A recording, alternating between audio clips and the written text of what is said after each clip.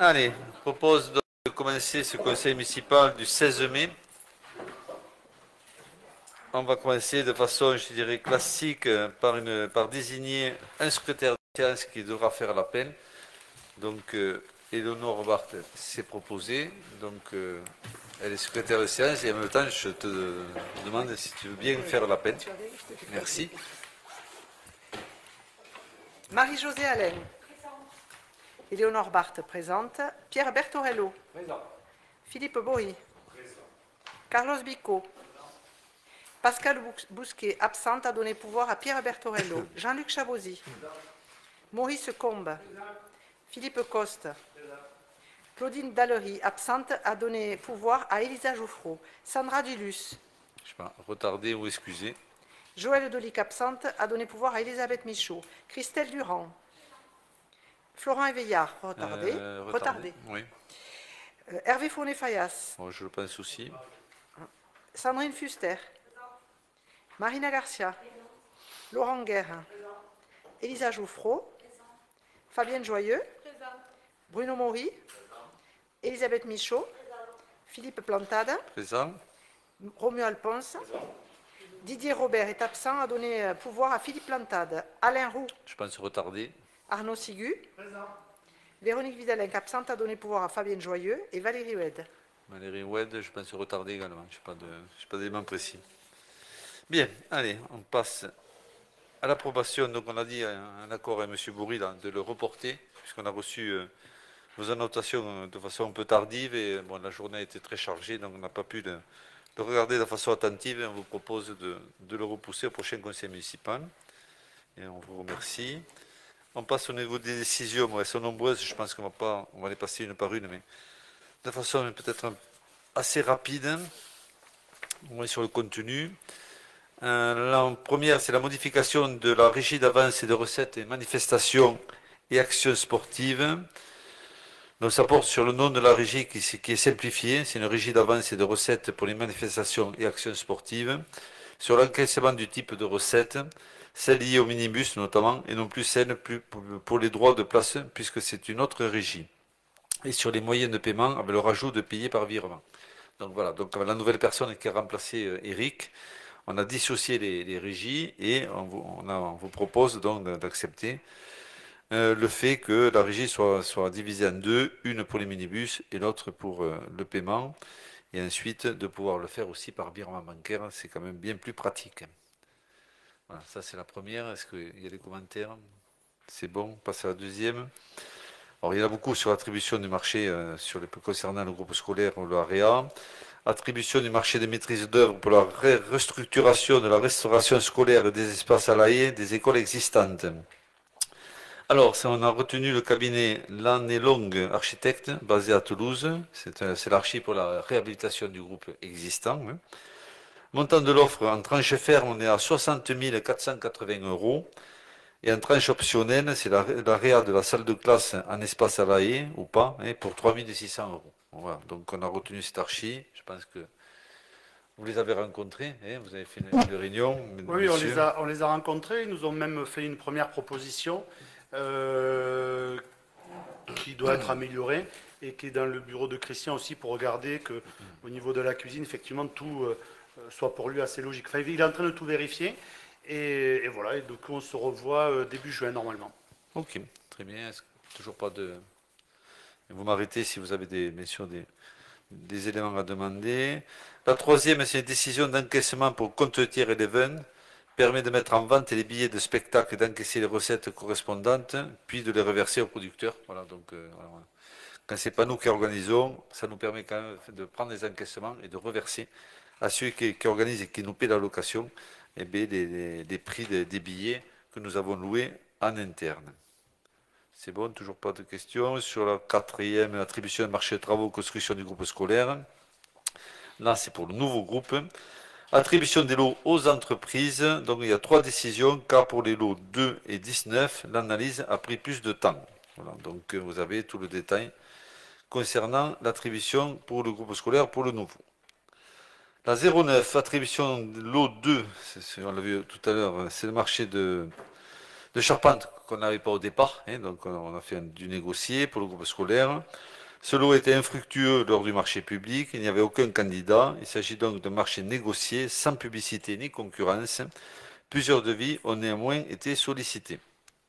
Donc ça fait l'objet d'une décision. Sur la 10, demande de subvention région ADEME géothermie.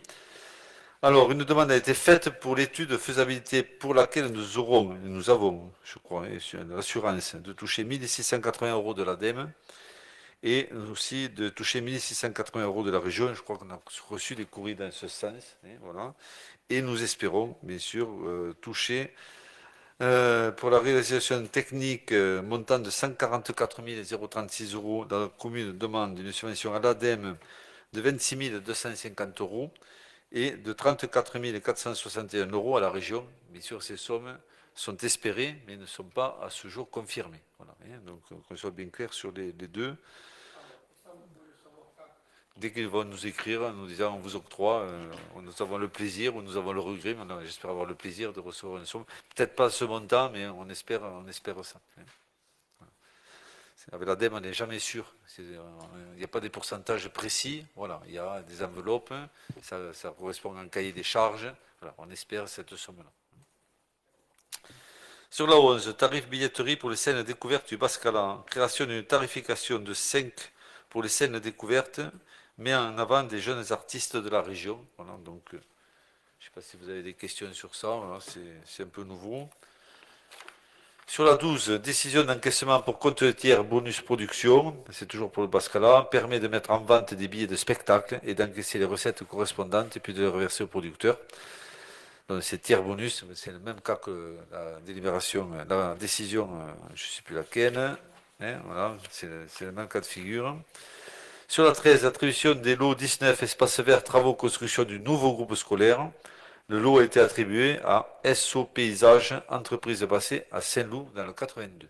Voilà, donc c'était les deux lots que nous n'avions pas, hein, c'était le 2 et le 19, et le 19 donc est attribué.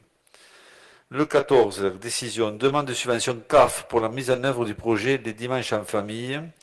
Alors, les dimanches en famille ont pour objectif de faciliter la pratique des sports et loisirs dans un cadre familial, ce qui a été organisé cet hiver, le dimanche, où un bus de part de Bruguière amène les personnes à Peyragudes. Donc on a fait plusieurs sorties qui ont eu un vif succès, hein, puisque bon, ça a duré toute une journée. Et je pense que ça a été très très largement apprécié. Et notamment, je pense que certains élus ont participé à des journées avec l'encadrement qui est de chez nous. Subvention demandée à la CAF, c'est un montant de 5 468 €. On passe à la 15, demande de subvention CAF pour la mise en œuvre du séjour montagne. Ce coup-ci, on est sur la montagne aussi. Pendant les vacances de février, séjour qui a permis à une quinzaine de jeunes de profiter des joies de la montagne et notamment du ski. Subvention demandée à la CAF pour un montant de 4 084 €. Sur la 16, demande de subvention aussi au conseil département, au CD 31 pour l'AREA du groupe scolaire. Bon, je ne vous cache pas qu'on est assez pessimiste sur cette demande, hein, puisque, si vous voulez, le conseil départemental alloue une subvention, une pour tout ce qui touche à l'enfance et jeunesse, au groupe scolaire, hein, et une pour tout ce qui peut être culturel, sport ou autre. Et bon, voilà. Là, on est sur deux subventions de la même catégorie. Hein. Voilà. Donc on en a une, bien sûr, sur le nouveau groupe, étalée sur 3 ans. Hein, et là, on redemande une dérogation pour avoir une subvention aux alentours de 130 000 € hein, de tête pour l'AREA et la cantine.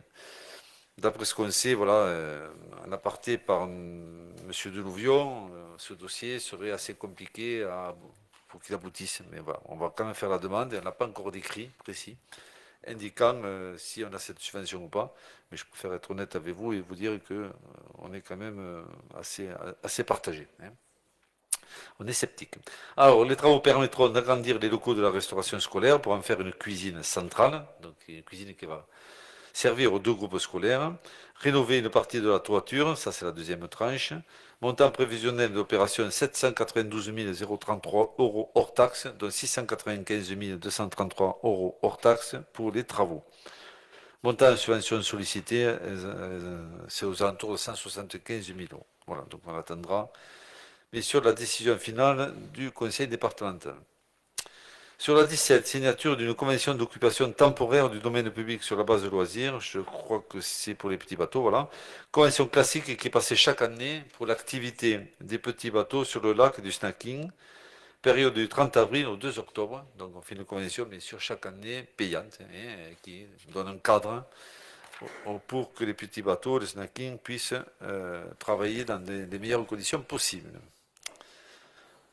Voilà. Donc, bonsoir Alain. Voilà. Donc j'en ai terminé avec les décisions. Est-ce qu'il n'y a toujours pas de questions? C'est bon, on peut passer au conseil municipal et aux délibérations qui vont avec. Eh bien, la première, on va faire le tirage au sort des jurés. Vous avez tous, bien sûr, le petit papier. Je vous lis, le bulletin est fourni sur la table. 15 élus pour qu'ils indiquent un numéro de page compris entre 2 et 428. Ah, 442, mais moi j'avais 428, je suis désolé. Voilà, 442. Et un numéro de ligne compris entre 1 et 10. Vous appelez chacun des élus pour qu'il donne son tirage au sort. Vous mentionnez le nom de la personne tirée au sort. Vu les codes, vu le décret, vu l'arrêté préfectoral, considérez qu'il convient, au regard de la population du département, à raison d'un juré pour 1300 habitants, de tirer au sort en Haute-Garonne 1095 jurés, à répartir dans les communes où ils seront tirés au sort. Considérant que ce tirage au sort doit être réalisé publiquement pour toutes les communes de plus de 1300 habitants, considérant que le nombre de jurés à tirer au sort fixé dans l'annexe de l'arrêté du 9 mars 2022 est fixé à 5 et qu'il faut prévoir le triple de ce nombre. Donc on va tirer 15 noms. Il convient donc de tirer au sort 15 noms à partir de la liste électorale générale. C'est ce que nous allons faire. Oui. Non. Ah, donc voilà. Donc, ne participe pas. Voilà. Donc vous avez la lourde responsabilité d'envoyer des jurés, pardon. Allez, on commence. Bon, bien sûr, il faut qu'ils aient 18 ans. Voilà. Et si vous êtes d'accord, on évite aussi d'avoir des personnes très très âgées. Parce que c'est compliqué d'une part à y aller. Parfois, on y va pour rien parce que tous les matins, ils peuvent y aller et ne pas être pris. Et ensuite, bon, selon les affaires jugées, il peut y avoir aussi voilà, des affaires qui sont peut-être compliquées à faire. Allez, on y va. Alors, qui commence? Qui a un petit papier déjà? Allez, Fabienne. Allez, on y va. Alors, la page 182. Alors, 182, on y va. 181, 182, j'y suis. 1, 2, 3, 4, 5, 6, 7, 8. Il est dans 75, c'est bon. C'est M. Frédé, David, qui habite de 3 chemins des Cabanes. Il est né en 75. Donc, nous sommes bons. Le premier est bon. On y va, Philippe? Il se mélange. Alors, page 2, ligne 1, il s'agit de M. Abadi Adrien, qui est né en 91, donc nous sommes bons, et il habite 12 chemins des Palanques. C'est compliqué, je ne sais pas s'il conduit. Non, il ne conduit pas.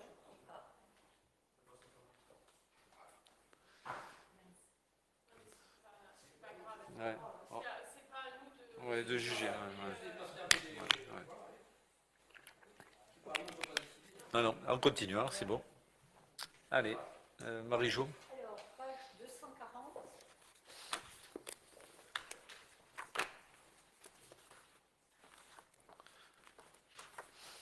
Alors, 245, 235, 241, on va y arriver. 240, j'y suis.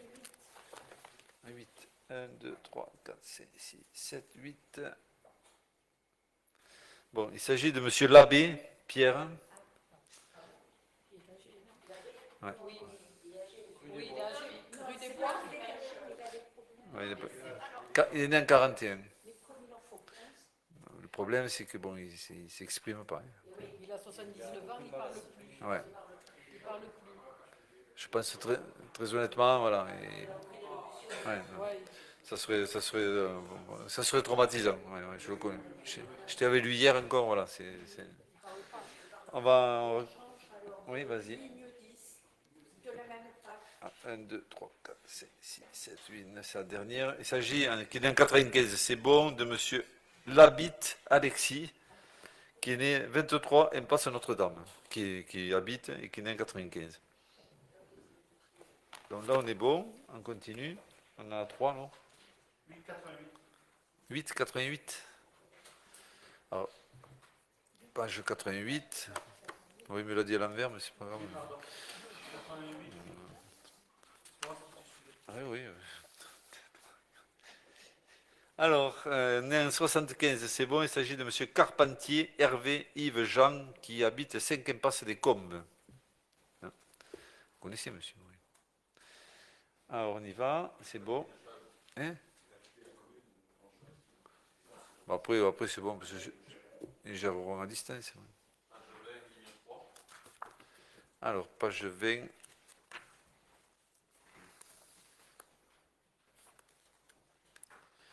En ligne 3, 1, 2, 3. Né en 67, Madame Augère, Nathalie Corinne, qui habite 8 impasse des Hortensias. Donc nous sommes bons. Épouse Ourtanée.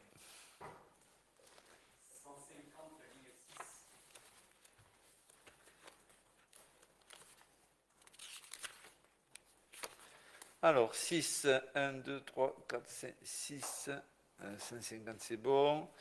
Né en 56, c'est bon. Il s'agit de Madame Doucet, ou Douce, Brigitte, qui habite 4 terre rue du Lavoir. Né en 56. Nous sommes bons. On continue.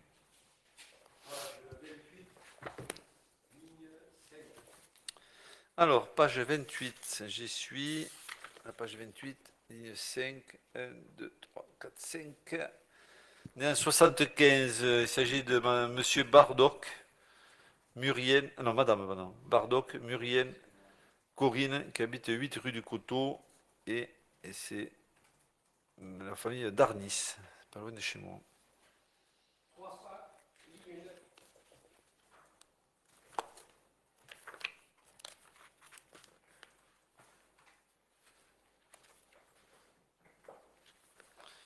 Alors, 300, né en 9, c'est l'avant-dernière. Alors, né en 46, il s'agit de M. Millot Bernard, 23 avenue des Cévennes. C'est bon, on peut continuer. Monsieur Bourri.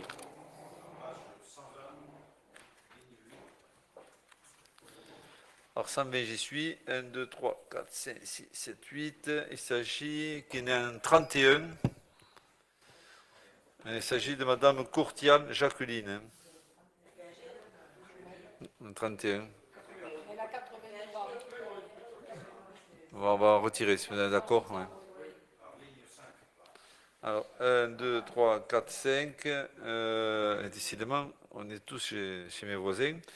Si, c'est mon voisin. Alors, il s'agit de M. Courtaban, Xavier, qui est né en 64 et qui habite 10 rue du Coteau.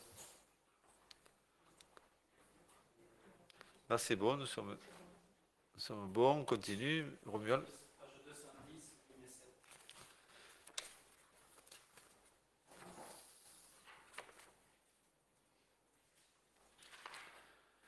Alors, 209 et 210. 7, 1, 2, 3, 4, 5, 6, 7. Alors, né en 76, il s'agit de Monsieur Greffeuil, Emmanuel Paul, qui habite 19 rue des Caroles. C'est bon. Page 7, ligne 8. Tu ne me joues pas l'envers.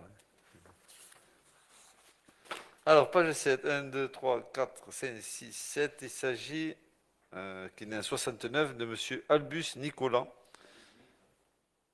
Oui, attendez. 1, 2, 3, 4, 5, 6, 7, 8. Ah non, pardon, oui. 8. Il s'agit de, né en 2003. C'est bon, oui. De Albus Raphaël. 14 rue des Sports. C'est le fils. Ouais. Il est déjà en 2003. Ouais. Il faut 18 ans. 13 août. Il est ça. Il a 19 ans. Ouais. Non, c'est bon, nous sommes bons. On continue. 288. Ouais. Alors, 285. Et 8, c'est là. Tu m'as dit 7. 1, 2, 3, 4, 5, 6, 7. Alors, on est en 54, c'est bon. Il s'agit de monsieur Mazot, Gérard, qui habite 59, impasse des Tournesols. Voilà, nous sommes bons.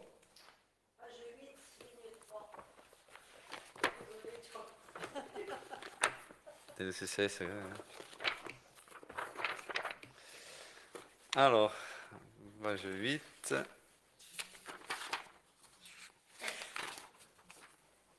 Alors, 1, 2, 3. Né en 83, monsieur Alfranca, Hervé, Michel, Sylvain, 7 rue des Bois. Né en 83. C'est bon. Ensuite, nous sommes en Pallone 15, non? Page 10, ligne 5. Alors, page 10, c'est là, ligne 5. 1, 2, 3, 4, 5. Il s'agit d'un 52, c'est bon, de monsieur Alonso René, qui habite 14 avenue du Bruguet. C'est bon. Est-ce que nous avons les... Okay. C'est toi. Ah, allez, Alain. Page 200, ligne 3. Alors, 200, 215, 525, 199. Et le 200, il est derrière. Alors, 200, ligne droit. 1, 2, 3. Alors, né en 64, c'est bon. Alors, il s'agit de madame Giannonati, Christine et Diane, qui habitent 105 bis, impasse de Toulouse. Pardon. Voilà, donc on a nos 15 jurés tirés par vous. Et nous allons donc nous allons approuver la délibération. Hein, c'est bon. Hein. Ok. Allez, on passe au point suivant. La création d'un comité social territorial commun entre la mairie de Bruguière et le CCS de Bruguière. Monsieur Berthelot va vous présenter cette délibération. Donc, vu le Code général des collectivités territoriales, vu le Code général de la fonction publique et notamment son article L251-7, vu le décret numéro 2021-571 du 10 mai 2021 relatif aux comités sociaux territoriaux des collectivités territoriales et de leurs établissements publics, vu le Code de l'action sociale et des familles, notamment l'article L123-4, considérant que par délibération concordante des organes délibérants d'un ou plusieurs établissements publics rattachés au comité social territorial commun peut être mis en place, un comité, lorsque l'effectif global employé est au moins de 50 agents. Considérant que pour des raisons de facilité de gestion, de problématiques et de locaux communs, il apparaît nécessaire de disposer d'un comité social territorial commun compétent pour l'ensemble des agents de la mairie de Bruguière et du CCAS de Bruguière. Considérant qu'au 1er janvier 2022, les effectifs cumulés de fonctionnaires titulaires, fonctionnaires stagiaires, agents contractuels de droit public et agents contractuels de droit privé, comptabilisés dans le respect des conditions prévues par les articles 4 et 31 du décret numéro 2021-571 du 10 mai 2021 précité, est de 145 agents, décomposés comme suit: 144 agents pour la commune, 1 agent pour le CCAS. Il est proposé au conseil municipal donc la création d'un comité social territorial commun compétent à l'égard des agents du CCAS et de la mairie, de placer ce comité social commun auprès de la mairie de Bruguière. Voilà. Donc c'est juste une évolution qu'on a connue dans le privé d'ailleurs, où les CCE, d'ailleurs j'ai oublié le nom, sont devenus des CSE. Donc on est sur finalement une fusion en fait des instances donc qui vont avoir un certain nombre de délégués pour traiter les mêmes sujets, qu'ils soient en commission, qu'ils soient en santé ou sécurité au travail, que aussi bien sur le dialogue social. Voilà. Voilà, tout à fait. Ouais. Sur le plan organisationnel, je pense pour l'employeur, c'est plus. Je pense que Chez nous, ça ne changera pas grand-chose, je pense pas. Ça fait moins de monde, en tout cas. Pas que je passe, je pense. Ok, donc on va respecter la loi, donc on va la passer au vote.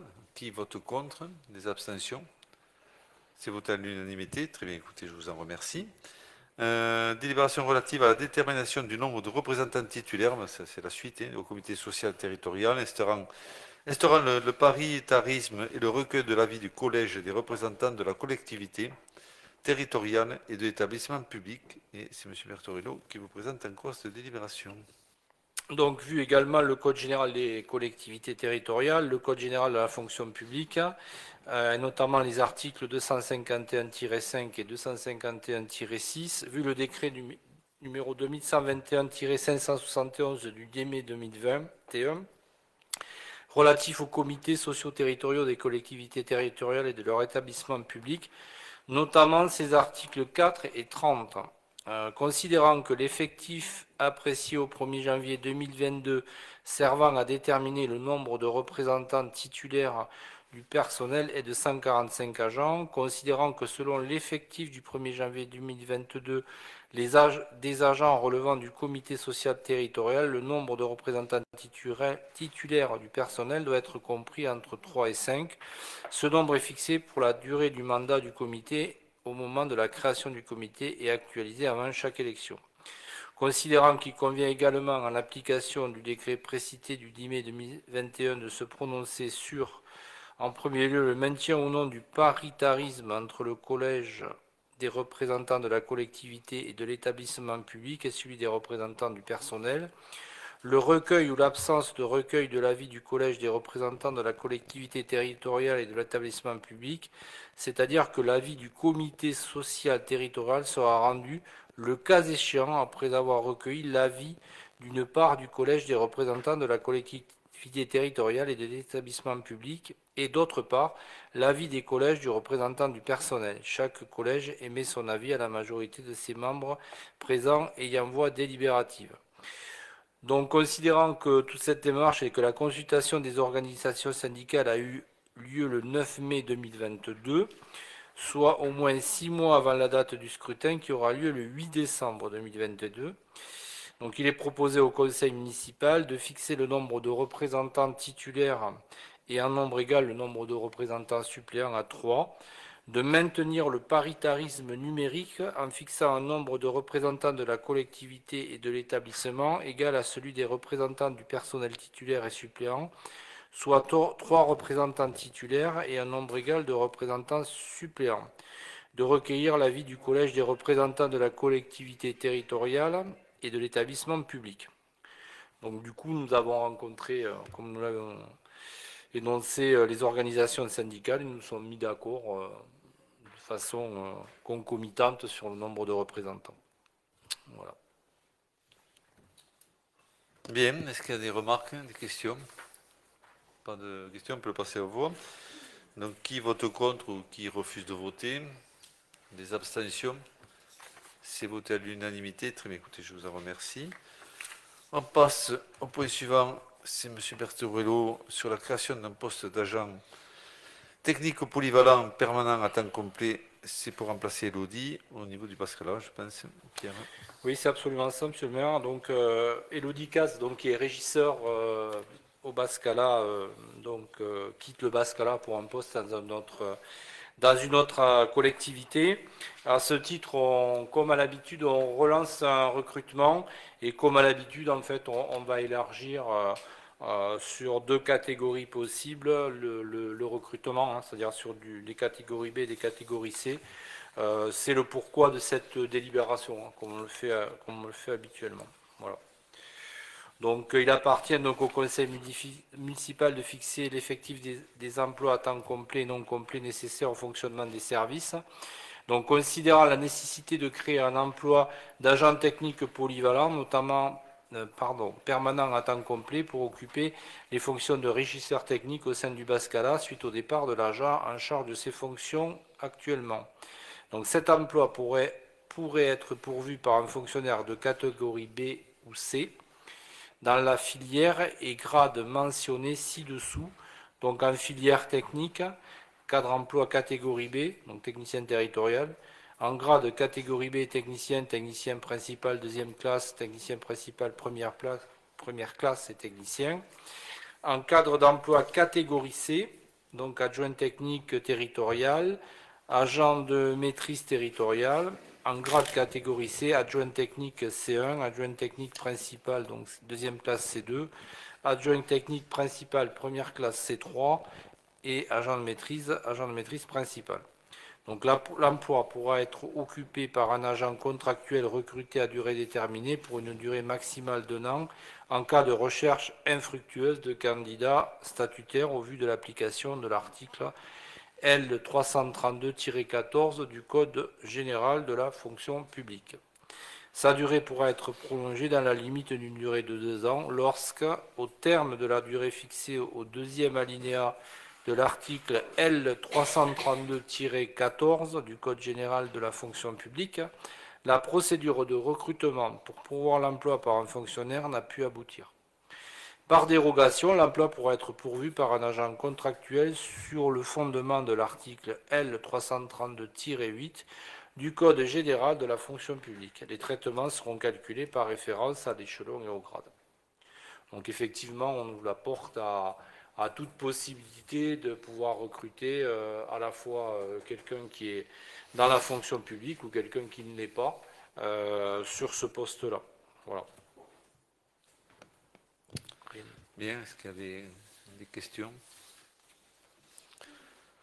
S'il n'y a pas de questions, on va créer le poste. Oui, M. Bourri. Par extension, ce n'est pas sur ce poste, hein, c'est sur le tableau des emplois. Donc je voulais simplement poser une question par rapport à la police municipale. On voit apparaître 2 pourvus.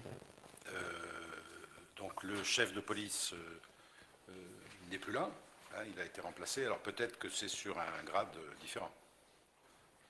Parce que là, je ne vois apparaître qu'un brigadier chef principal et un gardien brigadier. Il me semble qu'ils sont 3 en poste, en fonction. Donc on n'en a que 2 là. C'était une question pour voir si le tableau est juste. Ils sont 3, mais ils n'ont pas le même grade. Hein. Oui, mais enfin, il n'y en a que 2 qui sont mis en avant dans le tableau. C'est une question que je me posais. À vérifier, quoi. On va le vérifier, mais bon, ils sont 3. Ils sont 3, c'est sûr. Et hein. plus Aurore Bressa qui est là, un soutien au niveau administratif. Hein. Ok, donc pour Élodie et son remplacement, on va passer aux voix. La création d'un poste technique polyvalent, permanent à temps complet, qui vote contre ou qui refuse de voter, qui s'abstient. Tout le monde est favorable, écoutez, c'est voté à l'unanimité et je vous en remercie. On passe au point suivant qui est la 30.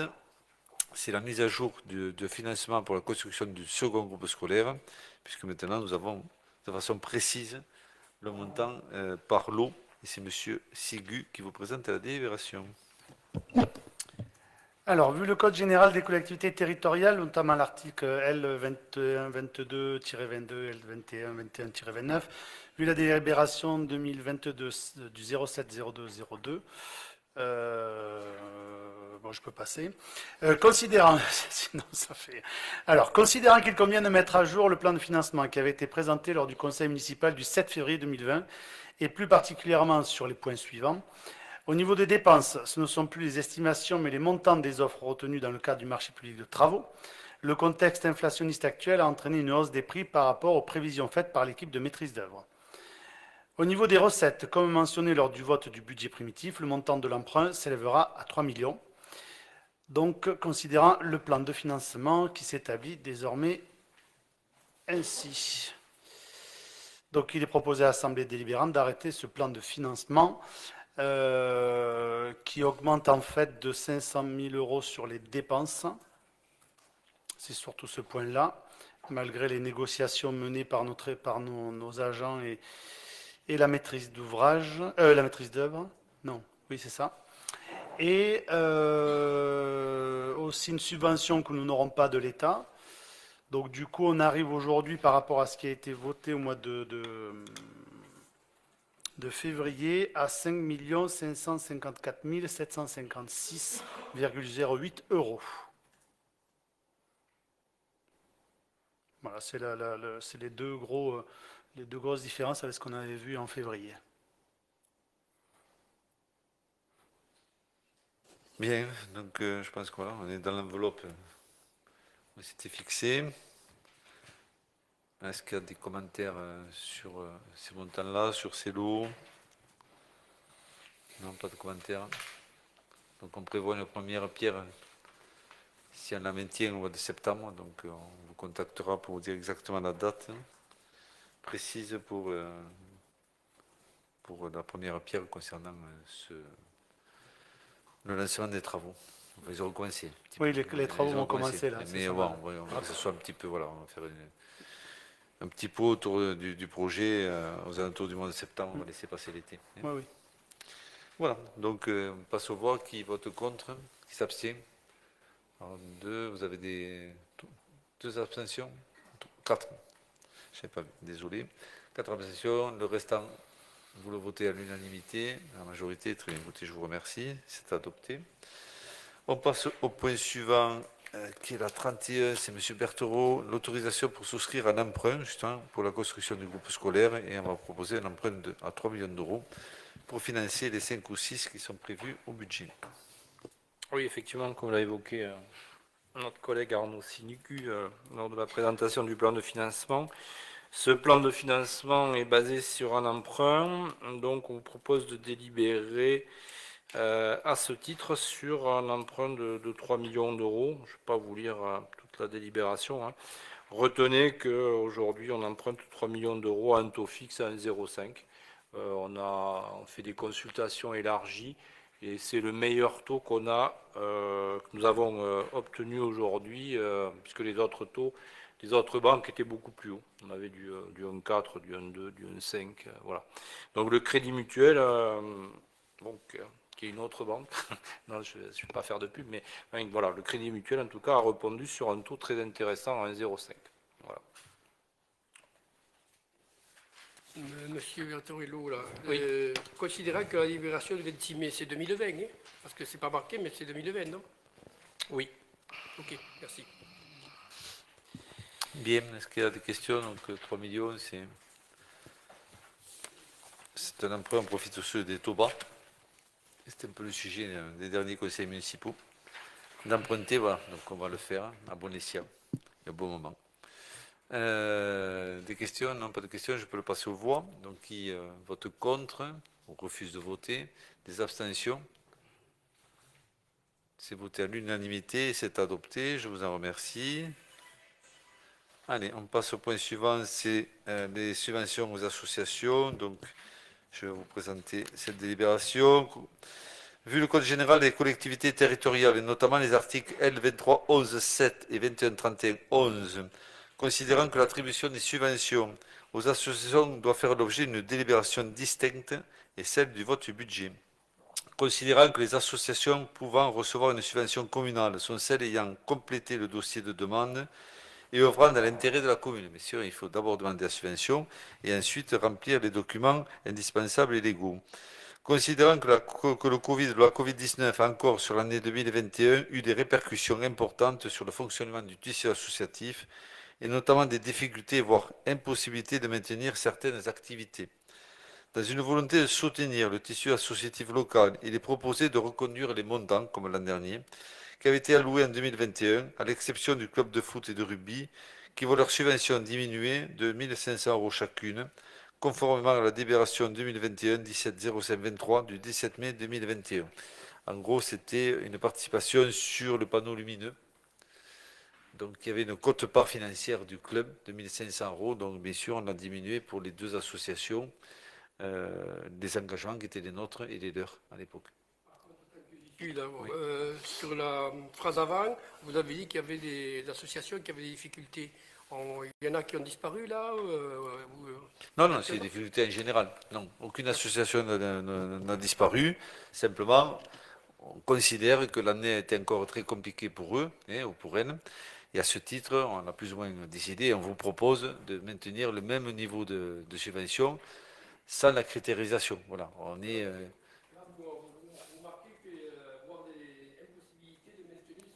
Oui. Il y en a qui n'ont pas fait des lotos, il y en a qui n'ont pas fait leur manifestation annuelle. Le tournoi de foot, exemple, n'a pas pu peut-être eu lieu. Le tournoi de douane, je ne sais rien. Il y en a qui n'ont pas pu faire ce qu'elle faisait jusqu'à présent et qui rentraient dans les critères. Voilà. Vous savez que vous devez faire chaque année une manifestation par rapport à votre activité. Certains n'ont pas pu le faire, certains n'ont pas pu faire des lotos, donc c'était un peu tronqué. Hein. Donc voilà, la trésor, parfois pour certains, était compliquée, pour d'autres, elle était maintenue. Voilà, on n'a pas voulu rentrer dans les, je dirais, dans les enjeux financiers de chaque association. On a choisi de façon, je dirais, collective, de verser les mêmes subventions que l'an dernier, sauf, bien sûr, pour l'avance de trésorerie qu'on a fait pour le foot et pour le rugby. Voilà, hein. Donc on est sur la chasse à 300 euros. Je vous rappelle aussi qu'on a 500 euros, c'est le minimum, sauf bien sûr pour la chasse, je vois 300. Hein. L'âge d'or, 3133 euros. Comité d'entente, 500. Le don du sang, 500. FCPE, 500. L'amicale philatélique, 500. Art Imagination, 500. Chant du Giroud, 500. Cœur de Lune, 500. Comité fête, 16 840 euros. Bon, ça, c'est un peu hors critère, hein, puisque bon, c'est aussi. C'est avec la ville, hein, conjointement on organise la fête, vous le savez. FGEP plafonne à 12 000 puisqu'on ne peut pas aller au-delà, au moins pour ces années-là. Après, il y aura peut-être d'autres critères qui seront vus dans les années prochaines. Hein. Tout au moins, on espère peut-être faire une réunion de travail avant la fin de l'année. Loisirs et culture 500, les arts martiaux, le taekwondo 1804. Le basket, le BBC 7064 euros. Le boc, le handball 12 000 euros. Le foot 6207, donc il serait plus haut. Cyclopassion 709, le judo 1473 euros, la boulionnaise 2005, la pétanque 2863, le tennis 5467 euros, le vélo club 740 euros, l'UCEP 500, les DDX 500 euros, le rugby 2007, puisque nous sommes en entente, l'amicale personnel 500 euros. Les avis du SALI, 310 euros. Arémont, 800. Et Vie Libre, 90 euros. Voilà. Donc ça, c'est. Et Marie-Louise, c'est derrière, 320 euros. Sachant que Marie-Louise, on avait vu à l'époque, le pauvre monsieur Rousse, une gratuité au Bascala qui permettait voilà, de compenser la baisse de subvention qu'on vous propose. Donc, on va avoir un concert au Bascala, je ne sais plus quand, et ils ont rencontré, je crois que c'est M. Sigupert qui a rencontré Marie pour organiser une soirée au Bascala. Et on fait bien sûr des efforts financiers pour accueillir Marie-Louise dans les meilleures conditions possibles. Donc, c'est pas de l'argent, mais c'est vraiment un avantage en nature. Voilà, donc on va le passer aux voix et je demanderai à tous ceux ou celles qui sont concernés par vos présences dans les bureaux de vous abstenir. Hein. Donc Bruno, je ne sais pas si Hervé fait partie du bureau. Non. Oui, voilà. Voilà. D'abord, Monsieur Bourri, oui, allez-y. Oui, une petite remarque là. 2020, depuis 2020, on a eu cette période compliquée où l'activité a été ralentie. La question avait été posée lors du conseil municipal en juillet, me semble-t-il, de mémoire 2020, de pouvoir avoir une vision au niveau du conseil municipal des critères dont vous parlez. Il nous avait été répondu que c'était interne, donc je ne sais pas ce que ça veut dire. J'ose espérer que pour 2023, on pourra avoir une discussion à un moment donné, ou au moins une vision, soit en commission, soit en conseil municipal, concernant ces critères d'attribution au regard d'une activité qui, je l'espère, va être normale pour ce qui concerne l'année qui va démarrer en septembre, on va dire. Voilà. Après, monsieur, oui, tout à fait d'accord, dans la commission des finances. Hein, et ensuite, on a un tableau Excel qui reprend tous les critères légaux et les critères du Bruguirois, entre autres, hein, sur la participation aux événements, sur la fonction, sur la trésorerie, sur le nombre d'adhérents. Voilà, et là-dessus, on a des pondérations. Et les pondérations donnent un calcul qui, à la fin, voilà, sachant que vous ne pouvez pas perdre plus de 25% de subventions et gagner plus de 25%, il doit y avoir un lissage pour ne pas pénaliser aussi les associations qui pourraient avoir, sur une année ou deux, des difficultés. Voilà, une perte de licenciés ou autre. Hein. Donc tous ces critères sont tout à fait, je dirais, transparents. On risque quand même un petit peu à les revoir parce qu'il faut peut-être un peu moderniser ou pas les critères qu'on avait mis en place, M. Berthelot, il y a plus de 10 ans. Hein, voilà. Donc il y aura peut-être une revoyure légère de ces critères pour voir s'ils sont adaptés, sachant que certaines associations, je le dis et je le répète, comme Arimo et le comité FET, sont hors catégorie, puisqu'à Rimo peut avoir une trésorerie très forte pendant 3 ans, et du jour au lendemain, voilà, faire l'échec nécessaire pour leur investissement en Mauritanie, et à ce moment-là, se retrouver avec une trésorerie, je dirais, des plus faibles. Donc ils sont hors critères. Le comité FET aussi, vous le savez, est hors critères, puisque on va dire c'est une entente avec la ville. On a le même cas de figure avec le rugby, puisque nous sommes sur une entente avec Saint-Jury, donc avec des critères financiers qui sont ville à ville. Voilà, mais tout ça, on peut vous le présenter et voilà, et vous l'expliquer, parce qu'au départ, c'est pas aussi simple qu'on le pense. C'est un peu à l'image des dossiers que font les associations. Voilà, Est-ce qu'il y en a beaucoup qui viennent de l'extérieur dans le milieu associatif? certains, après, il y a des associations, on va prendre le sport boule, hein, il n'y a pas des clubs partout. Hein. Donc, c'est comme nous si on avait de l'athlétisme. C'est faux, il y a des Bruguérois qui font de l'athlétisme à Fronton, ou de l'aviron à Castelnau. Donc, il y a des critères comme ça, oui, mais après, bien sûr, que pour le foot, et après, on ne peut pas avoir que des Bruguérois par rapport au niveau des catégories. Donc, il y a aussi des ententes qui se font au basket, des ententes qui se font au foot, avec les jeunes peut-être au gratin tour d'ailleurs, voilà, ou l'espinasse, mais bon, tout ça s'explique et se comprend. Hein. Voilà, c'est pris en compte, parce qu'après, on n'a pas forcément assez d'éléments pour avoir toutes les catégories dans les clubs. Il y en a qui se retournent sur la jeunesse et laissent, je dirais, des majeurs ou autres aller dans d'autres villes. Voilà, il y a des clubs formateurs, le handball l'est. Ça, pour ici, sur Bruyères, il n'y est plus. Hein? C'est fini. D'accord. Il y a une tentative de reprise, mais bon, j'ai eu Didier Robert qui n'est pas là pendant 3 semaines. Mais pour l'instant, il n'y a pas de volonté de reprendre du futsal à Bruyères. Ils sont sur Toulouse, ils font partie de la métropole et ils jouent au Petit Palais. Voilà. Bien, voilà. Je pense qu'on a été transparent. On peut passer au vote. Donc, qui vote contre ou s'abstient? Alors, nous avons Bruno pour la FGEP. Nous avons M. Fournet-Fayas pour le foot. La Madeleine, c'est pour le... Oui, pour Raymond. Hein, c'est ça, hein, toutes les deux. Voilà. Après, c'est bon. Et, oui, et Philippe Coste pour le handball, pour le BOC. Donc, nous avons 4 abstentions. Bien, et c'est voté, le reste à l'unanimité. 5, désolé, 5, oui. Ok, donc le reste c'est voté à l'unanimité. Écoutez, je vous en remercie. On fera des courriers, sachant qu'on ne verse que 75% de la subvention à partir de demain ou après-demain. C'est ça, et les 25 autres sont versés plus tard. Voilà. On scinde la subvention en 2 et on fait un courrier qui l'explique en disant voilà, vous avez touché la totalité sur l'année, mais il y a un premier versement qui se fait là et un deuxième qui se fait, je crois, à la rentrée. Hein, en fin d'année. Voilà. Ça évite parfois, selon les bureaux, il y a des bureaux qui changent, que la trésorerie ne soit pas complètement, je dirais, dépensée, et permet aussi aux nouveaux bureaux d'avoir l'assurance de pouvoir démarrer dans les meilleures conditions possibles. C'est pour ça qu'on enseigne entre 75 et 25%. Fabien Joyer va vous présenter la 33, c'est la TLPE extérieure pour 2023. Merci. Voilà, bon, je ne vais pas vous lire le début de la délibération. Par contre, comme chaque année, nous sommes obligés de la prendre avant le 1er juillet, cette délibération, pour pouvoir appliquer les tarifs. Et si l'an dernier, par contre, nous n'avions pas augmenté, il n'avait pas été augmenté, cette année, il y a une augmentation de 2,80%. 2,8%, pardon, vous ne m'entendez pas. Cette année, il y a une augmentation de 2,8%. Donc, le dispositif publicitaire et préenseigne inférieur à 50 mètres carrés passe à 16,70, il y a 50 centimes.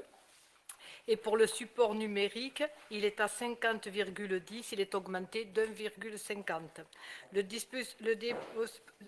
dispositif publicitaire et préenseigne supérieur à 50 mètres carrés passe à 33,40, ça fait une augmentation de 1 euro. Et le support numérique à 100,20, ça fait une augmentation de 3 euros. Les anciennes inférieures à 12 mètres carrés passe à 16,70 avec une augmentation de 50 centimes. L'enseigne entre 12 et 50 mètres carrés passe à 33,40 avec une augmentation de 1 euro. Et l'enseigne de plus de 50 mètres carrés passe à 66,80, ce qui fait une augmentation de plus de 2 euros. Voilà, sachant que sont exonérés du paiement de cette taxe tous les dispositifs qui sont inférieurs à 12 mètres carrés, tant pour l'enseigne, tant et pour la pré-enseigne à 3 mètres carrés. Voilà. Donc 2,8 d'augmentation. L'an dernier, il n'y avait rien du tout. Bien. Donc à peu près tous les commerçants du village sont pratiquement exonérés. Exonérés. Voilà. Ne sont taxés, entre parenthèses, que les sociétés qui se trouvent pratiquement tout autour de l'autoroute. Voilà. Pour faire simple, Evoluprint. La zone euro, voilà. Super U, bien sûr. Super U. Bien, est-ce qu'il y a d'autres des remarques? Pas de remarques, on peut la passer au vote. Donc qui vote contre ou qui refuse de voter, qui s'abstient? Pas d'abstention, pas de vote contre, c'est voté à l'unanimité et adopté, je vous en remercie. On passe au point suivant. Monsieur Sigu, l'adoption des tarifs de séjour des vacances pour l'été 2022, s'il te plaît. On dit oui, excusez-moi, je suis un peu vite. On passe sur le Bascala, Marie-Jo, sur la mise à jour de certains tarifs du Bascala, en rappelant que demain soir, il y a une présentation au Bascala, pour ceux qui le souhaitent. Et il y a aussi le concert de l'école de musique vendredi. Vendredi, oui. Et aussi un concert de chœur de lune à l'église vendredi soir également. Voilà. C'est ça. Voilà, sur la semaine chargée. Et je crois qu'il y a aussi un... Non, on a fait le tour. C'est la semaine prochaine qu'il y aura le concert 100%. Voilà. Donc là, c'est la mise à jour de certains tarifs du Bascala. Vu le Code général des collectivités territoriales, vu les délibérations numéro 2022 21 03 09 10 11 en date du 21 mars 2022 portant sur la mise à jour du catalogue des tarifs et considérant les augmentations de tarifs de certaines prestations pratiquées par les fournisseurs, il convient de réajuster certains tarifs pratiqués par le Bascala et notamment ceux concernant le personnel technique et certaines consommations du bar. Donc, pour les techniciens, vous avez les différents tarifs. Et pour le bar, la bière pression passe de 2,50 à 3 euros. Le vin au verre également, de 50 à 3 euros. Et les autres tarifs restent inchangés, à savoir la bière spéciale 33 centilitres qui reste à 3,50 € et la bouteille de vin 75 centilitres à 14 €. Donc, l'augmentation, notamment pour les techniciens, c'est parce qu'on s'apercevait que quand on louait la salle, lorsqu'on facturait la prestation de technicien, et nous, après, de notre côté, lorsqu'on avait les charges et tout pour l'emploi, eh bien, on était perdant. Donc là, on a réajusté le tarif et à 550 et 400 €, et pour 2 spectacles, 430 € TTC. Voilà. Monsieur Torello, on a vu la discussion sur les alcools au niveau du Bascala à un moment donné. Est-ce que là, on a le droit de vente des alcools forts? Non. Non. Non, on est sur des alcools niveau 2, c'est-à-dire moins de 16 degrés. Ok. C'est-à-dire c'est la bière, le muscat, je crois, tout juste, mais bon, comme au Boulodrome partout. Voilà, c'est la licence 2. Bien, est-ce qu'il y a d'autres questions? Oui, monsieur Bourri. Une remarque de forme par rapport à la présentation de cette délibération, au même titre qu'à la commission culture, qui a été amenée à travailler sur ce sujet il y a quelques jours. 2 délibérations auraient pu être établies, l'une concernant les prestations techniques qui concernent donc un domaine qui ne concerne pas l'achat ou la vente, et une autre concernant les boissons. Il nous semblait intéressant peut-être d'avoir 2 délibérations différentes. Je pense que ça avait peut-être été dans l'idée première à la commission culture. Bon, nous, je ne vois pas l'intérêt. On a groupé, c'est un changement de tarif. Donc, Après, c'est changement de tarif oui, c'est parce que vous avez un tarif pour le champagne, vous avez un tarif pour les repas. Voilà, on a réajusté des tarifs qui nous paraissaient un peu bas et sur lesquels, parfois, on n'a que la recette. Pour les after-work, notre seule recette, c'est le bar. Voilà. Donc, on fait en sorte quand même d'essayer d'équilibrer les opérations et de gagner 4 sous, c'est ça. c'est ça. Donc, on n'est pas là pour frapper, mais on est là quand même pour essayer de gagner un petit peu notre vie et de. Non, mais je ne remets pas en cause du tout ça, ça me paraissait normal. Non, mais là, C'était deux sujets de nature un peu différente. D'où l'intérêt peut-être d'avoir deux types de délibération. C'était une proposition. Si elle n'est pas retenue, ça n'est pas très grave.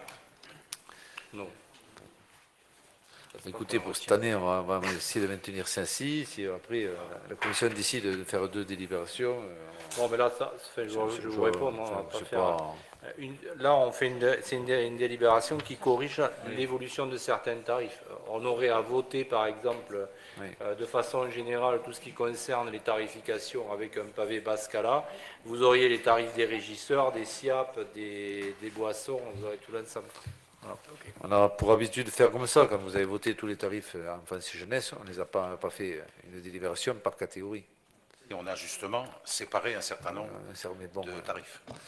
Bon, écoutez, là, je vous propose de le voter parce que ça nous arrange aussi pour le mettre en place le plus rapidement possible. Il faut qu'il soit voté. Donc, je vous propose de passer aux voix. Qui vote contre ou qui refuse de voter? Est-ce qu'il y a des abstentions? Il n'y a pas d'abstention, c'est voté à l'unanimité. Très bien, écoutez, je vous remercie. Et ce coup-ci, je suis sur la bonne case. On passe à l'adoption des tarifs de séjour de vacances pour l'été 2022. Et c'est M. Sigu. Vu le Code général des collectivités territoriales, vu la délibération en date du 16 mai 2022, qui portait sur la modification du catalogue tarifaire concernant les services municipaux, considérant que la tarification des séjours est un complément du catalogue tarif, cette dernière fluctue en fonction du site et des activités proposées.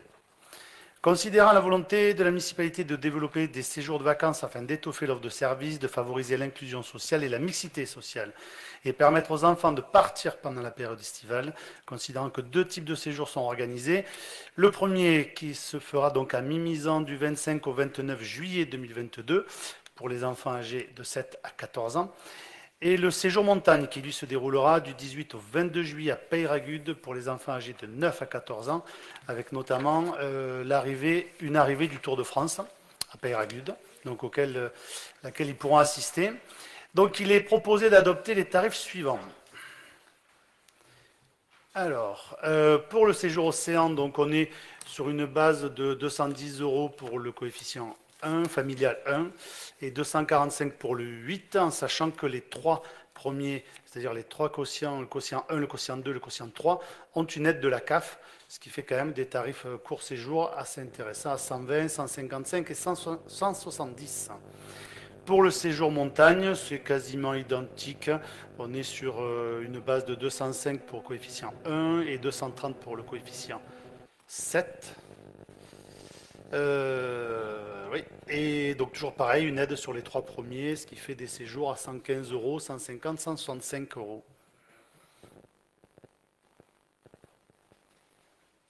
Voilà.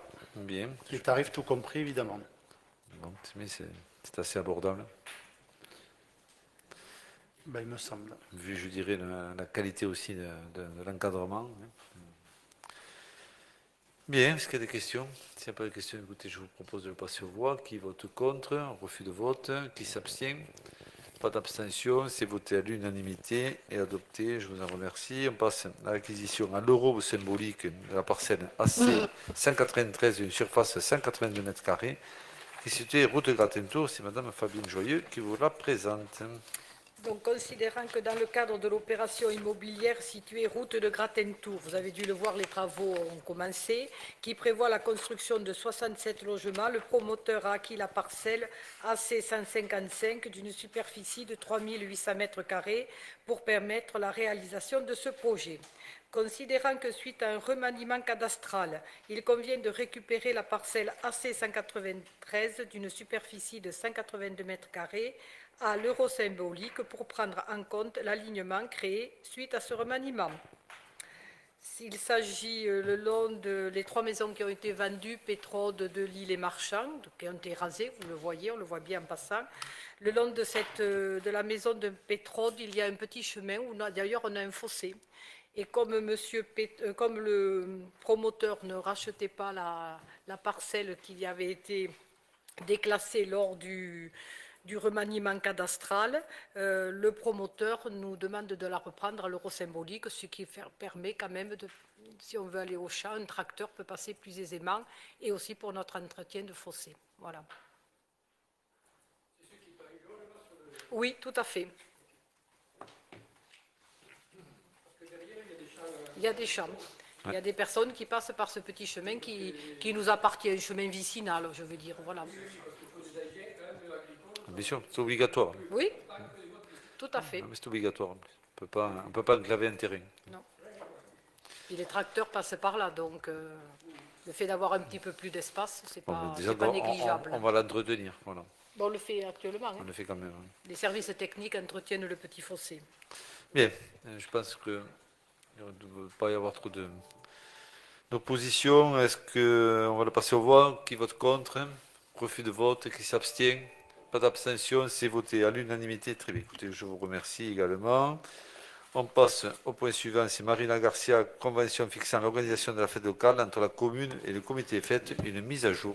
Marina, s'il te plaît. Voilà, en effet, il s'agit de la mise à jour d'une convention déjà existante entre la mairie et le comité des fêtes.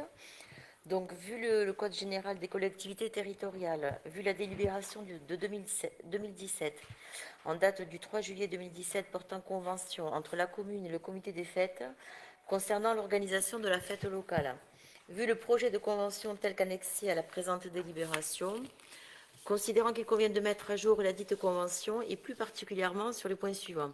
L'encaissement des droits de place est désormais effectué par les services municipaux. La gestion du placement des forains est gérée par les services municipaux. Les points inscrits dans la Convention concernant les détails d'organisation pratique pourront être modifiés au fil des années en fonction des besoins du moment, sans pour autant nécessiter une nouvelle délibération. Il est proposé au conseil municipal d'autoriser le maire à signer la convention avec le comité des fêtes. Voilà, c'est une convention qui est remodifiée un petit peu par rapport à l'encaissement et à l'emplacement des forains qui est géré par le. Sachant que vous avez vu le chef des forains, voilà, ça s'est très bien passé. Donc il n'y a pas de souci apparemment entre les forains et la ville et le comité des fêtes. Donc, ça clarifie les choses, on sait qui fait quoi, hein, et sous quelle forme, de façon à s'organiser pour faire une belle fête locale comme on a l'habitude d'organiser à Bouillon. Oui. Monsieur le maire, l'encaissement a été fait par qui? Par nos agents.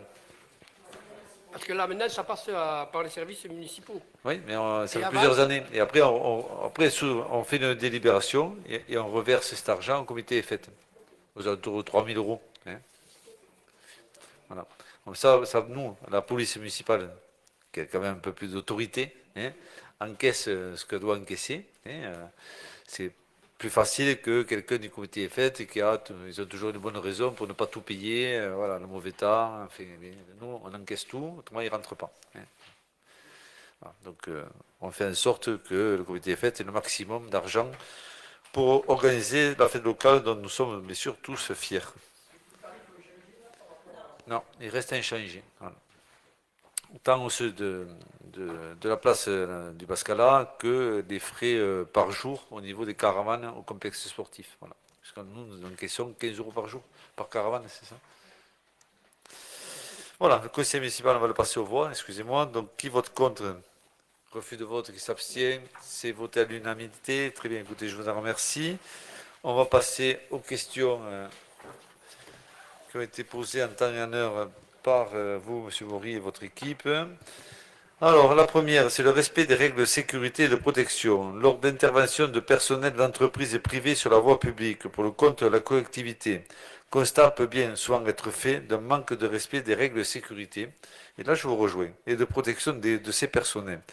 Une intervention auprès de ces personnels et plus particulièrement de leur employeur devrait être opérée afin que la réglementation en matière de sécurité et de protection des personnes soit réellement respectée. Votre avis sur cette proposition?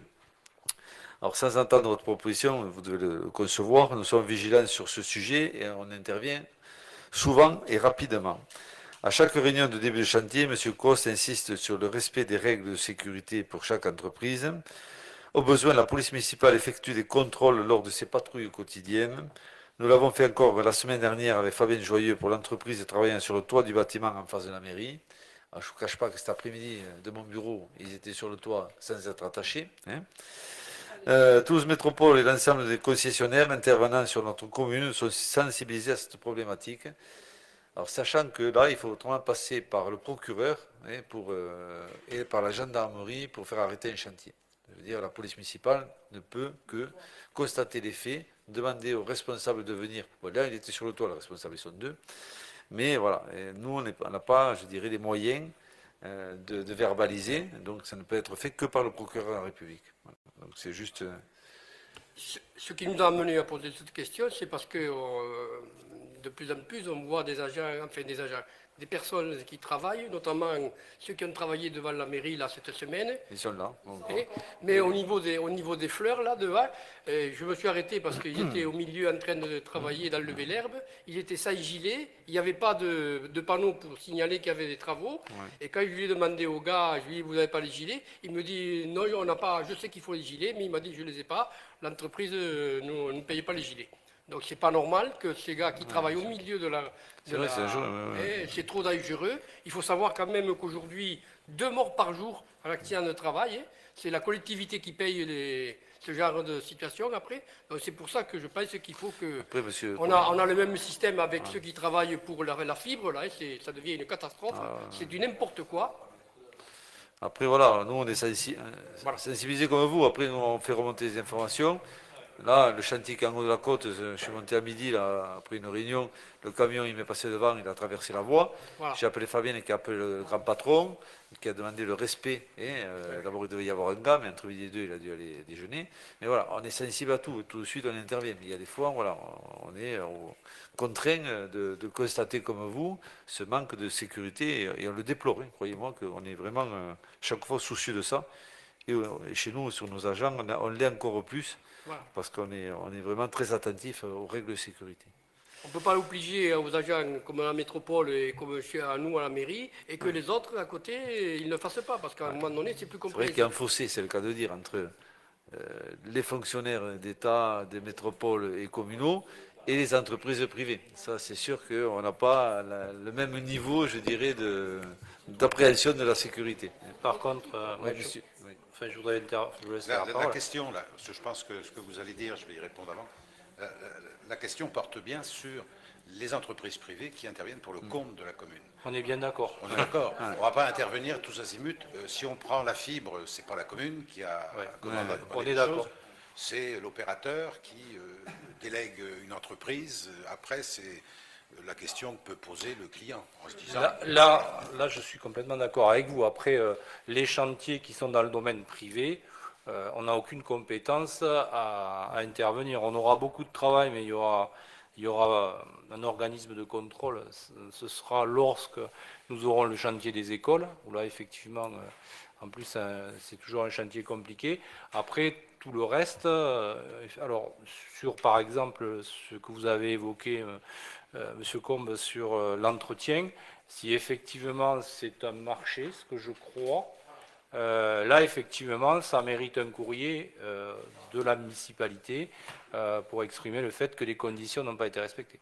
Je suis d'accord avec vous. Ok. Allez, on passe au point 2. Il apparaît que le fossé est situé à l'arrière du lavoir, dans un passage pédestre, parallèle à l'avenue des Pyrénées, aboutissant à un regard où une canalisation doit s'orienter en direction de l'Ers, ce qui traverse la route et qui va se déverser à l'Ers, n'est toujours pas entretenu. Nous en avions alerté lors des conseils de septembre et en octobre 2021. Et nous sommes surpris de l'absence d'évolution positive tant que ce concerne l'entretien des fossés que l'attente de la communication des plans d'écoulement des eaux vers l'Ers. Pour quelles raisons devons-nous faire face à ces mêmes constats depuis 8 mois plus tard? Alors nous relançons les différents services concernés de Toulouse Métropole. Nous attendons toujours la communication des 10 plans, mais je crois savoir que Philippe Coste déjà a prévu des interventions pour permettre au moins de commencer à faire certains petits travaux en attendant les plans finaux de la métropole. On est allé sur place aujourd'hui et on doit intervenir la semaine prochaine. On a vu en réunion technique cet après-midi. Donc on va faire certains petits travaux de façon à améliorer le quotidien des personnes qui habitent tout autour de ce fossé. On ne dispose pas des plans ici à la mairie, puisque avant qu'on soit dans la métropole, ces évacuations existaient déjà. Oui, on les a demandé à Gemapi, qui est venu 2 fois faire des relevés sur la commune. Service Gemapi et métropolitain. Moi, je suis président du syndicat de l'ERS. Voilà, c'est 2 choses différentes, mais la Gemapi a un service propre, avec une direction, un élu, un vice-président à la métropole. On l'a sollicité et on attend toujours les 10 plans. Voilà.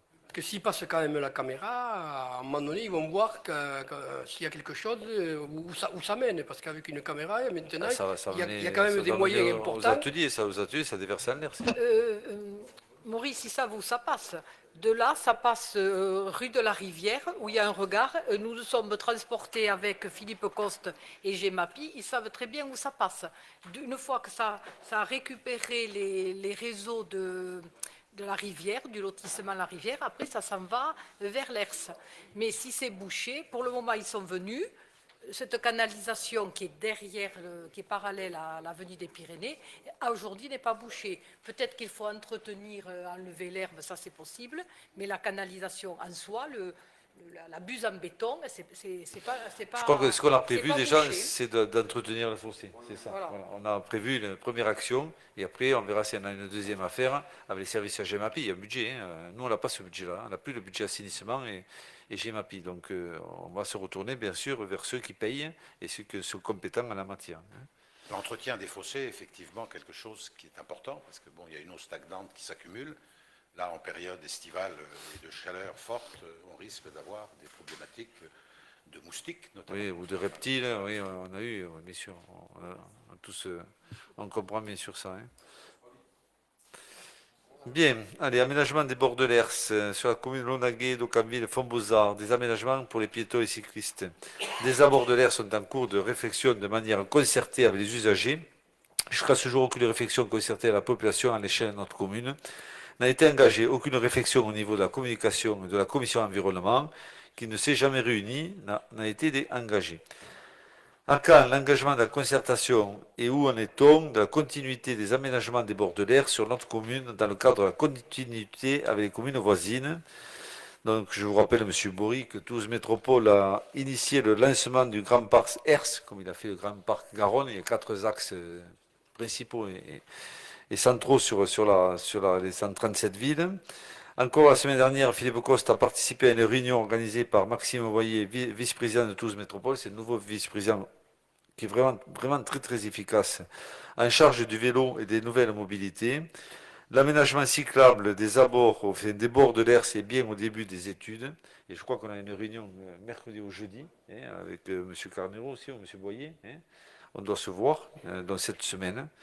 Je participerai prochainement en comité pilotage, je ne l'avais pas lu, du Grand Parc ERS, animé par François Chollet, vice-président de Toulouse Métropole en charge des grands parcs, à l'instar du Grand Parc Garonne et du Grand Parc Canal, dans ce que je disais tout à l'heure. Lorsque le temps de la concertation sera venu, nous ne manquerons pas de vous en informer. Bien sûr, dès qu'on aura davantage d'éléments, et surtout un planning, on reviendra vers vous et on fera une communication plus générale sur ce sujet. Voilà, donc on est en phase, on a même évoqué une passerelle là où on l'avait au niveau des ateliers pour rejoindre Saint-Jury. Voilà. Le tout, c'est bien sûr d'avoir un phasage de travaux et d'avoir la garantie, d'avoir le financement pour faire l'intégralité du projet. Voilà. Ça faisait partie des propositions de notre président maire il y a 2 ans et des priorités. On passe au point suivant, qui est la 4 incendie de l'entreprise implantée dans la zone de Gravette. Bon, c'est pas à peine de parler, c'est à la Gravette, c'est sur Gratentour. Donc je ne peux vous apporter aucune information. Je n'ai rien à vous communiquer sur l'incendie qui a lieu dans les villages voisins. Voilà, je me concentre sur la ville de Bruguière.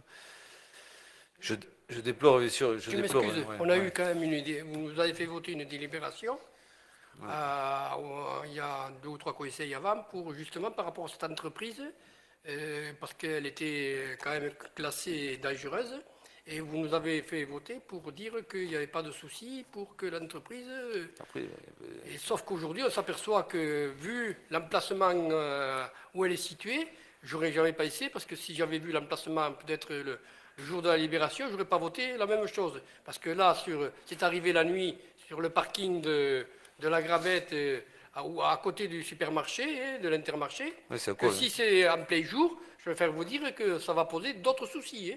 Parce que les produits dangereux, là, heureusement qu'ils ont été maîtrisés par les pompiers, parce que il n'y avait personne autour, c'est facile, mais s'il y avait eu le parking plein, je ne sais pas comment on aurait pu voir les choses. C'est le bâtiment qui se trouve juste à côté d'Intermarché, pour ceux qui ne situent pas. Voilà, à l'angle. Il y a un gros trou, là. Je sais pas si... Mais après, voilà, ça peut être un accident.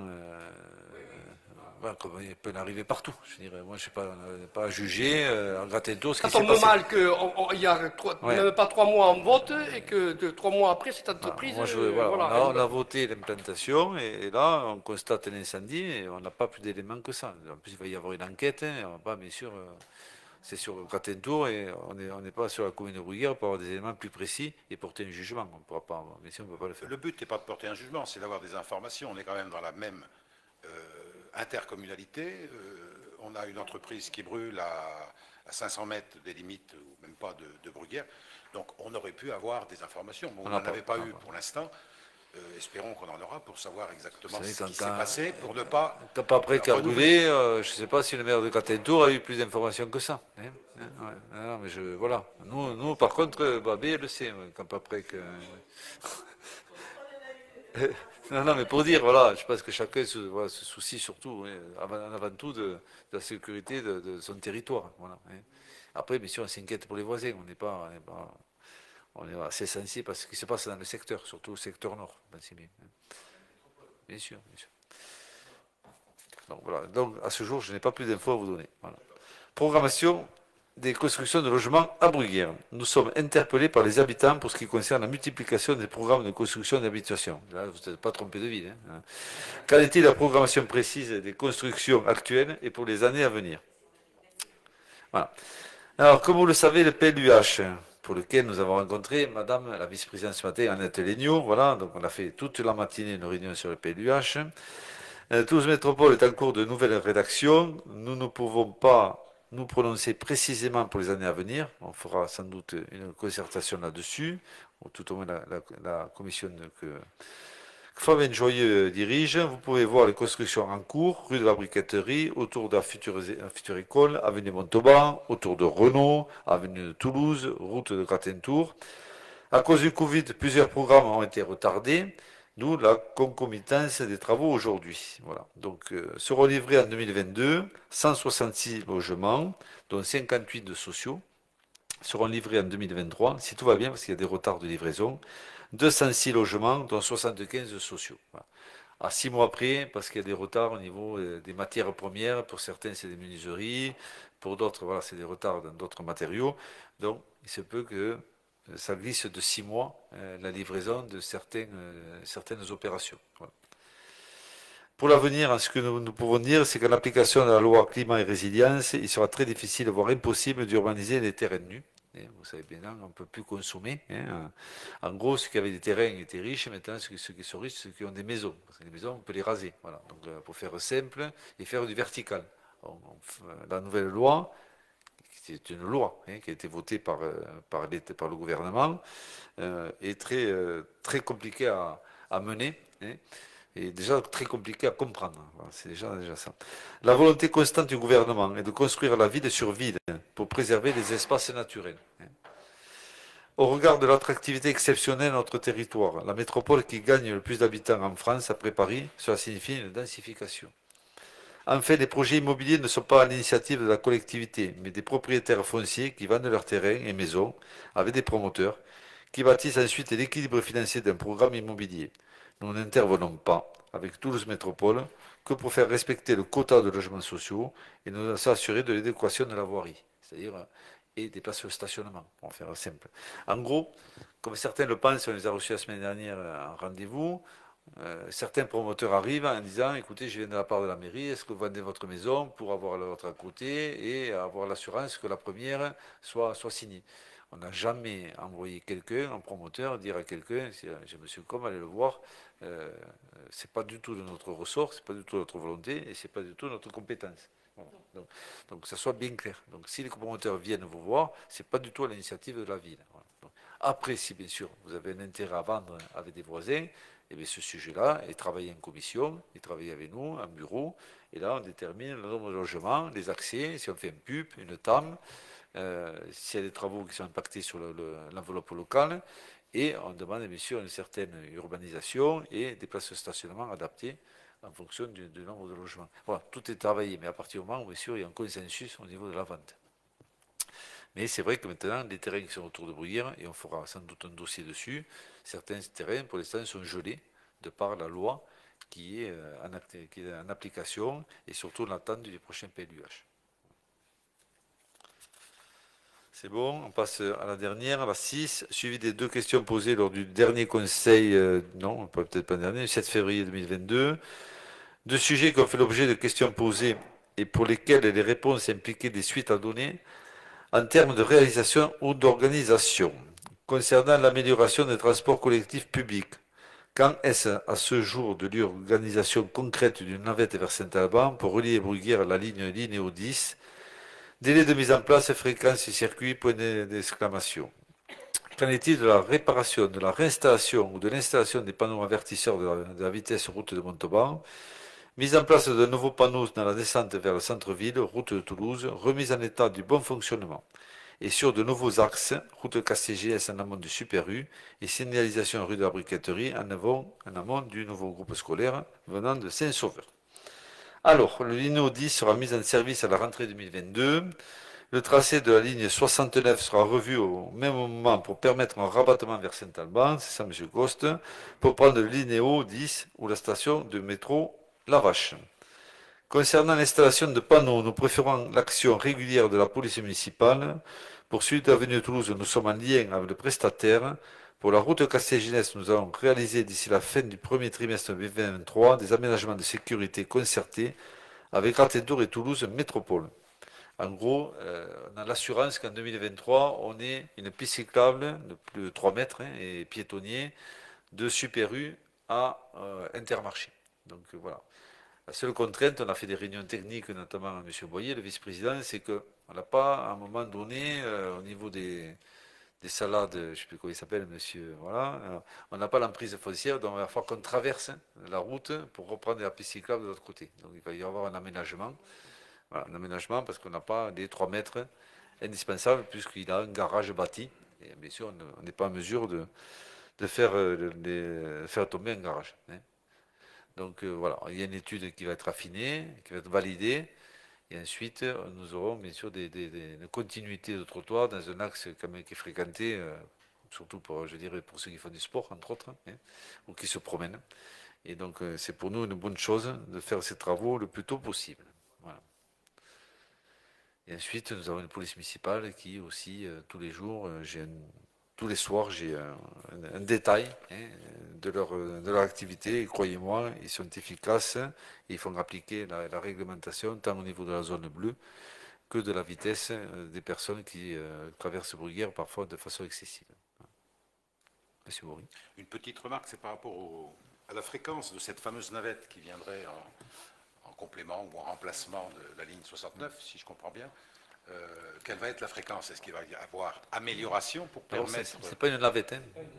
C'est pas une navette, c'était le terme. Je sais pas pourquoi, enfin, d'où est sorti ce mot de navette. Non, mais la navette est sortie des échanges qu'on a eus dans d'autres précédents conseils municipaux. Alors, je peux vous rassurer, ce ne sera pas une navette. Voilà, ce sera un bus. Quant à la communication, moi j'ai eu ce matin encore TCO, je leur ai posé la question. Donc la mise en service du Linéo 10 est prévue pour le 29 août. Et donc la mise en place du nouveau circuit donc effectif aussi le 29 août. La communication donc sera faite aux mairies définitives avec peut-être les horaires parce qu'ils ne savent pas trop encore, ils travaillent sur les horaires, début juin. Donc nous aurons les informations nous début juin et la communication au public sera faite fin juin début juillet. Voilà. C'est tout pour le moment ce qu'on peut. On a travaillé sur le circuit, mais bon, je ne peux pas trop en parler pour le moment parce que je ne veux pas préanticiper s'il y a encore du changement. Voilà ce qu'il en est. Au niveau du cadencement, on aura des courses supplémentaires. Ça, ils nous ont promis qu'on aurait des courses supplémentaires sur Bruguière. Il faut saluer aussi le travail de Philippe Coste. Il y a Sandrine Fuster aussi qui est toujours très active dans ce secteur. Voilà, on a deux élus qui maîtrisent le sujet, qui sont omniprésents et qui font pression pour maintenir et améliorer le quotidien du Linéo. Voilà, écoutez, le conseil est terminé. Au Campville, oui. rien ne change. Sur la traversée au Campville, ils ne mettent pas en place ce qu'ils avaient prévu au départ. C'est-à-dire qu'on enlève les stationnements. Ça, je ne peux pas te dire, Maurice. Je ne sais pas. Honnêtement, au Campville, je ne sais pas. C'est à traverser au Campville, quoi, pour les lignes au 10. Bien, écoutez, merci, le conseil est terminé. Je vous souhaite à tous et à toutes une bonne soirée. Merci.